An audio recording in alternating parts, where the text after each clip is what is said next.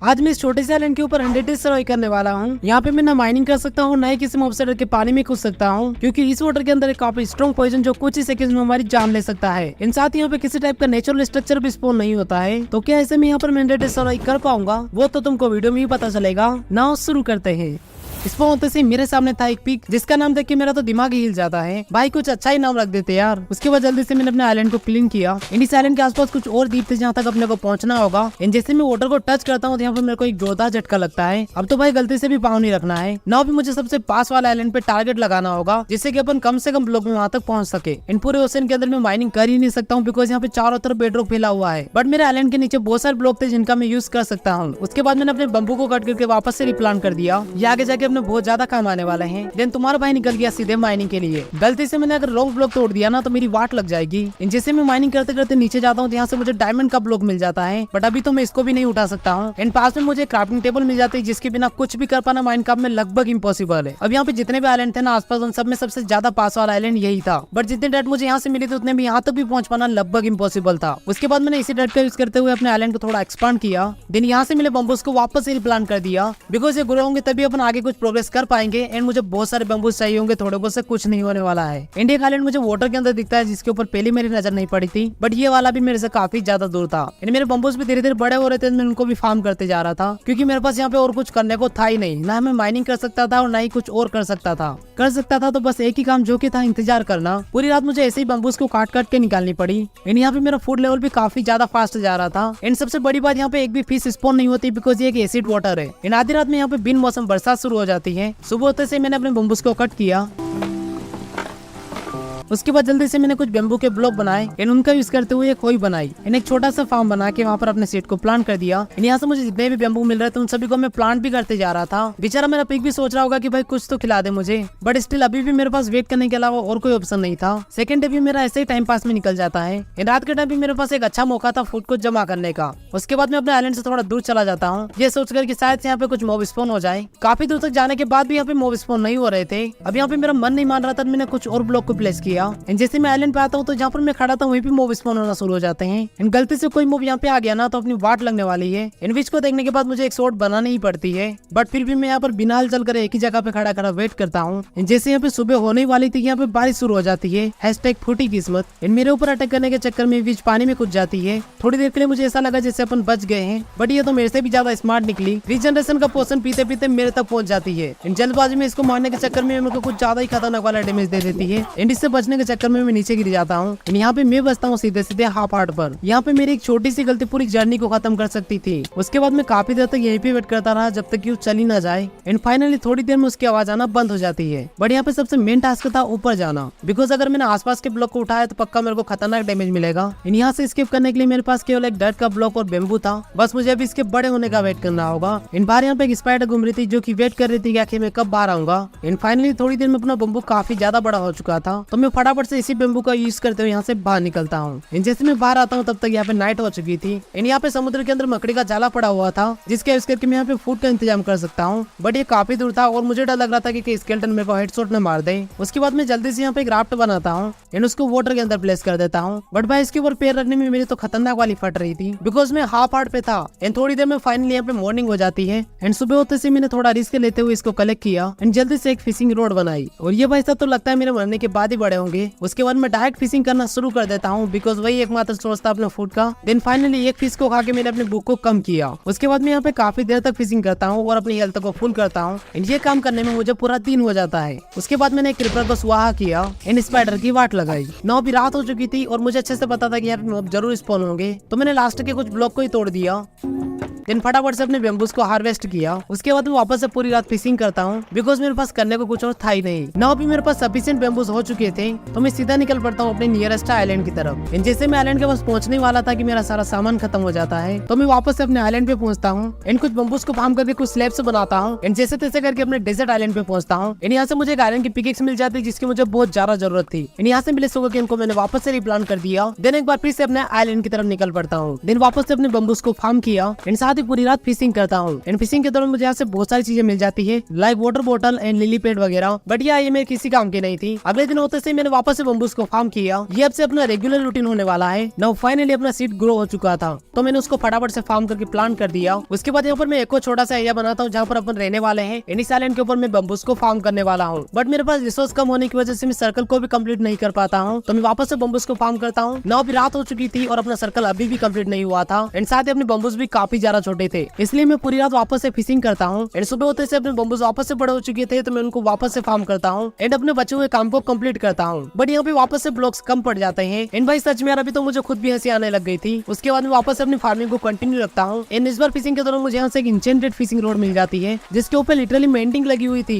Then सुबह होते से फाइनली मैंने अपने काम को कंप्लीट किया। देन डायमंड को माइन करके अपने अचीवमेंट्स को कंप्लीट किया। एक बार फिर से नाइट हो जाती है और मैं लग जाता हूँ अपने रेगुलर काम पर। एंड गाइस देखो, बार बार बम्बूस काटने वाला काम मैं तुमको नहीं बता सकता हूँ, तो प्लीज यार उसको इग्नोर करना, क्योंकि यार तुम खुद ही बोर हो जाओगे बार बार देखने के बाद। नाउ भी टाइम आ चुका था अपनी नेक्स्ट लोकेशन पे जाने का। एंड जैसे तैसे करके फाइनली मैं यहाँ पर पहुंच जाता हूँ। यहाँ पे आने के बाद मुझे एक और आइलैंड का क्लू मिल जाता है, जो कि मेरे आइलैंड से नहीं दिख रहा था। बट वाटर के अंदर इतना नीचे जाने के लिए मुझे बहुत सारे ब्लॉक चाहिए होंगे, इसलिए मैं वापस से अपने आइलैंड पे पहुंचता हूँ। देन अपनी क्रॉप्स और बम्बूस को फार्म करता हूँ। एंड गाइस अभी भी मेरे आइलैंड के नीचे बहुत सारे डर्ट थे जिसका अपन यूज कर सकते हैं, बट उसके लिए मेरे को थोड़ा सा दिमाग लगाना होगा। देन उसके बाद मैं सीधा निकल पड़ता हूँ यहाँ पे डर्ट को माइन करने के लिए। काफी देर तक मेहनत करने के बाद फाइनली मेरे पास बहुत सारी डर्ट हो चुकी थी। देन उसके बाद वापस अपने बम्बूस को फार्म किया एंड साथ ही अपने सीड्स को भी प्लांट किया। देन वापस से अपने न्यू आइलैंड के पास पहुंचता हूँ। अब देखो, ब्लॉक को ऊपर लाने के लिए मुझे यहाँ पर अंदर डुबकी लगानी पड़ेगी, बट ये काम मुझे बहुत जल्दी करना पड़ेगा, नहीं तो मेरी वाट लग जाएगी। उसके बाद मैं बजरंगबली का नाम लेके सीधे अंदर जंप लगा देता हूँ। देन फाइनली मैं अपने ब्लॉक्स को प्लेस करते हुए ऊपर तक ले आया। यहाँ से मुझे कुछ कोबलस्टोन, ग्रेवल एंड साथ में एक डायमंड का ब्लॉक मिल जाता है। मैंने लिटरली इमेजिन भी नहीं किया था कि मुझे डायमंड का ब्लॉक मिलेगा। आइलैंड पे आते से मैंने एक चेस्ट बनाया जिसके अंदर मैंने अपना सारा फालतू का सामान डाल दिया। वैसे फालतू का सामान ही था, सबसे ज्यादा इंपॉर्टेंट सामान था। देन साथ ही एक फर्नेस भी बनाया जिसके अंदर अपना फूड पकने वाला है। फाइनली अभी यहाँ पे मैं पकी हुई फिश खा पाऊंगा। उसके बाद यहाँ पे मैं एक छोटा सा फार्म बनाता हूँ जिसके ऊपर अपन फार्मिंग करने वाले हैं। एंड मेरे पास जो सीड रखे हुए थे उनको वहाँ पर प्लांट कर देता हूँ। उसके बाद मैं अपने आइलैंड को थोड़ा और एक्सपांड करता हूँ जिससे कि मैं ज्यादा बम्बूस को फार्म कर पाऊँ। अभी अपना आइलैंड थोड़ा बड़ा लगने लग गया था एंड एक्चुअल में मुझे लग रहा था कि अब ज्यादा रिसोर्स जमा होने वाला है। एंड कुछ ही टाइम में यहाँ पे वॉन्डरिंग ट्रेडर आ जाता है जो कि जंगल सैंपलिंग को लेके आया था, बट अभी मैं इसको भी नहीं ले सकता था।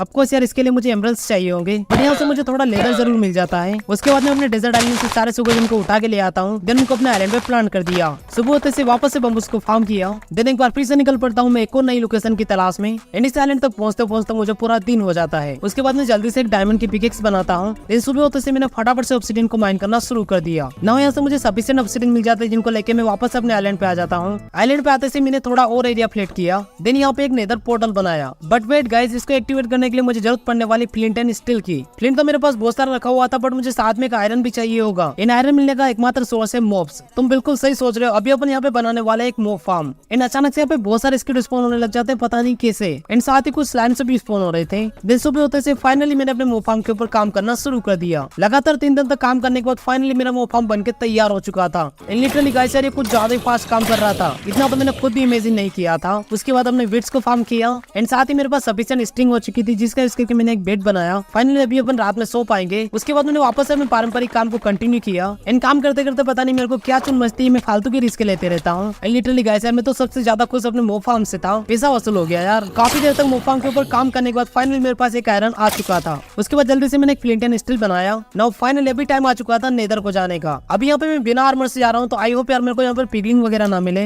यहाँ पे मैं डायरेक्ट स्पॉन होता हूँ लावा के अंदर। उसके बाद मैंने यहाँ पे जल्दी से एक ब्रिज बना के अपने लिए एक रास्ता बनाया। एंड इस दौरान मुझे यहाँ से कुछ गोल्ड नग्ड मिल जाती है, तो मैंने फटाफट से उनसे कुछ इनगट्स बनाई। देन फाइनली अपने लिए एक हेलमेट बनाया। ना उसी के साथ अभी अपना पिगलिंग का डर तो खत्म हो गया। देन मैंने अपनी पिगलिंग से ट्रेड करी, बट यहाँ से मुझे केवल लेदर मिलता है। एंड साथ ही यहाँ से बहुत सारा काला पत्थर जमा किया। देन वापस से अपने घर को लौटाता हूँ। आते से थोड़ी देर में मॉब फार्म के ऊपर काम किया।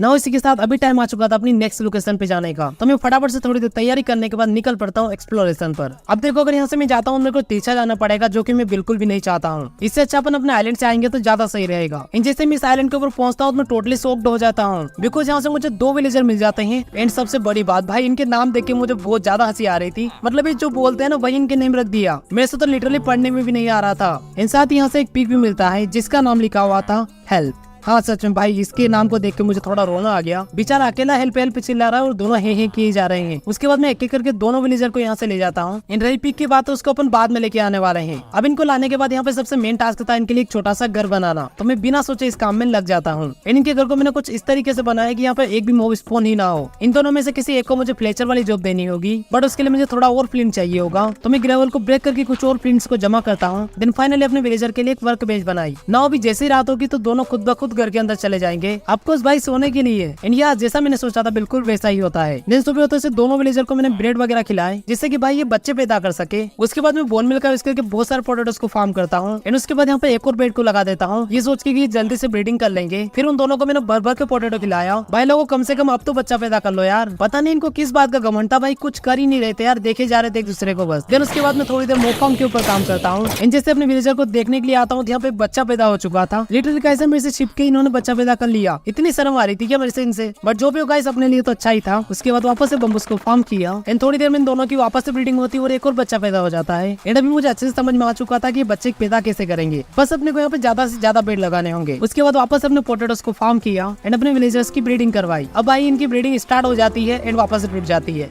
और टूटने के जस्ट बाद वापस से स्टार्ट हो जाती है एंड फिर से टूट जाती है। पता नहीं क्या ही गिले चल रहा था इन दोनों के बीच। उसके बाद यहाँ पे एक और बेड को प्लेस किया एंड अपने विलेजर से एमरल्स को ट्रेड किया एंड दूसरे विलेजर से एक बकेट खरीदी। एंड जैसे मैं फिश को बाहर निकालता हूँ तो पॉइजन के कारण मर जाती है। उसके बाद मैं नेदर से एक लावा बकेट भर के लाता हूँ एंड एक छोटा सा कोबलस्टोन फार्म बनाता हूँ। अब से अपने को यहाँ पे स्टोन की भी कमी नहीं होने वाली है। नाउ फाइनली भी अपने आइलैंड के ऊपर 5 विलेजर हो चुके थे, बस यहाँ पे आयरन गोलम स्पॉन होना शुरू हो जाए तो अपना काम बच जाएगा। एंड फाइनली यहाँ पे एक केट स्पॉन होती है एंड जैसे मैं उसको टेम करने जाता हूँ तो वो खुद ही सुसाइड कर लेती है। उसके बाद मैंने अपनी सेकंड केट को टेम किया एंड जैसे इसको टेम करता हूँ ये भी पानी में कूद के अपनी जान दे देती है। भाई ये क्या चल रहा था मुझे खुद भी समझ में नहीं आ रहा था। अब देखो यहाँ पे काफी देर हो चुकी थी बट यहाँ पे एक भी आयरन गोलम स्पॉन नहीं हुआ था, जबकि मेरे पास 5 विलेजर हो चुके थे। तो मैं इनके रहने वाली जगह को फुल ब्लॉक में कन्वर्ट करता हूँ, क्योंकि मुझे लग रहा था कि इसी कारण से आयरन गोलम स्पॉन नहीं हो रहा है। इनके सच में ये बात सही साबित होती है। उसके बाद कंटिन्यूसली मैंने काफी सारे आयरन गोलम्स की वाट लगाई।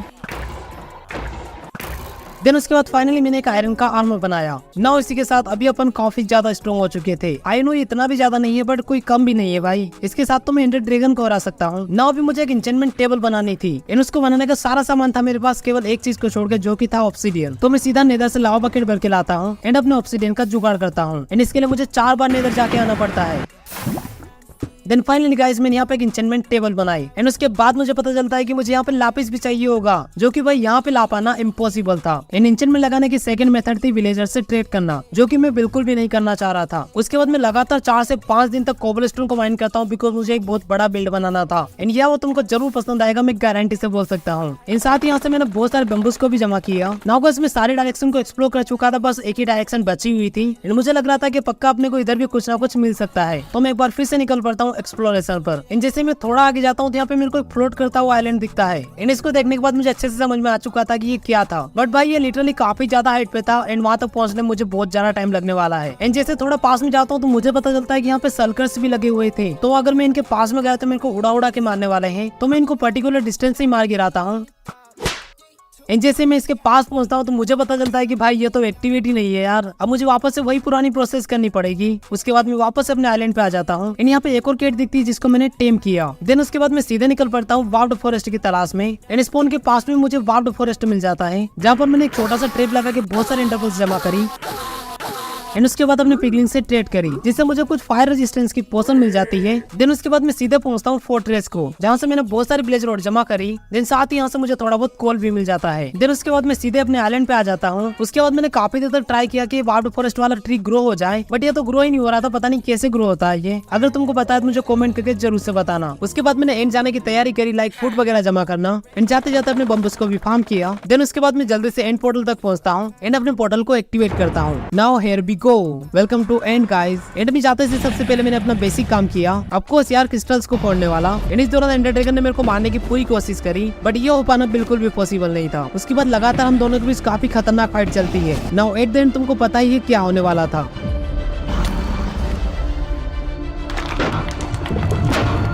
उसके बाद मैं जल्दी से एक्सपी को कलेक्ट करता हूँ, दिन साथ ही अपने एक को भी उठा लिया। ना इसी के साथ अपनी माइनक्राफ्ट की स्टोरी कंप्लीट होती है। सो ऑलराइट गाइस, अभी टाइम आ चुका था अपने लिए घर बनाने का, बिकॉज उसके अलावा तो मैं यहाँ पे सब कुछ कर चुका हूँ। उसके बाद मैं लगातार कुछ दिनों तक कोबलस्टोन को जमा करता हूँ, बिकॉज मुझे अपने बिल्ड को बनाने के लिए बहुत सारा कोबलस्टोन चाहिए था। एंड इस काम को करने में मेरे को अराउंड 3 से 4 दिन लगे। एंड इस बीच यहाँ पे एक वॉन्टिंग ट्रेडर आ जाता है, जिससे मैंने कुछ सैम्पलिंग्स खरीदे एंड लगे हाथ उनको प्लांट भी कर दिया। उसके बाद मैंने यहाँ पे एक पूरा दिन बहुत सारे ओक वुड को जमा करा। उसके बाद मैंने यहाँ पे एक बड़ा सा एरिया क्रिएट किया जहाँ पे अपन अपना बिल्ड बनाने वाले हैं। एंड मेरे हिसाब से गाइस मैं इसके ऊपर ना एक आराम से बड़े बिल्ड को बना सकता हूँ। उसके बाद मैंने वापस से अपने बम्बूस को फार्म किया। एंड देखो यहाँ पर ना मेरे को अपने सारे कोबलस्टोन को स्टोन में कन्वर्ट करना होगा, बिकॉज मैं पूरे घर को स्टोन ब्रिक से बनाने वाला हूँ। उसके बाद मैं फाइनली अपने बिल्ड के ऊपर काम करना शुरू कर देता हूँ। एंड जैसे जैसे अपना स्टोन स्मेल्ट होता रहेगा, मैं वैसे वैसे अपना काम करता जाऊंगा। एंड यहाँ पे मैंने एंड स्टोन का भी कॉम्बिनेशन यूज किया है, जो कि मुझे देखने में काफी कूल लग रहा था।